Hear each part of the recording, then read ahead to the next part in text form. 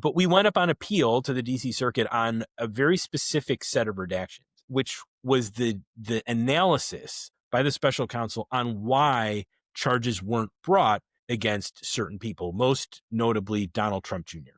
So if you looked at the report, you could see Don Jr.'s name is all over it. You can see they were investigating about ties to things with WikiLeaks and like computer intrusion. You could see what they were looking at.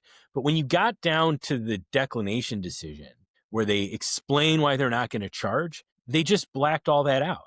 And so we didn't get to know, why didn't you charge Don Jr.? And I thought that was a really interesting and important question, because you had the nonstop drumbeat that this is a politically motivated witch hunt. This is a politically motivated witch hunt. And I felt like you could put that to the test in part by looking at how they treated the son of the president of the United States, who I don't think they ever hauled in front of the grand jury. As I recall, he wasn't voluntarily sitting for interviews. I could be wrong, but that's my recollection. And they did not bring him to the grand jury. So we wanted to see, well, what'd you do with Don Jr.?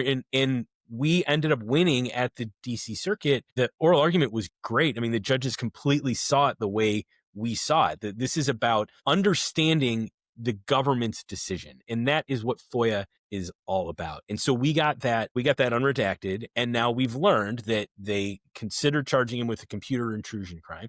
They believed that there was sufficient evidence to charge him with the misdemeanor version, but applying the DOJ principles of prosecution, or I forget what they call that document, They decided they weren't going to charge him with that, even though they felt they could have. And they didn't want to charge him with the felony version because they didn't think they could prove that the thing that he got as a result of the computer intrusion was worth at least, I think it was a $5,000 minimum. So that, to me, told us a lot about the Mueller investigation that we didn't know.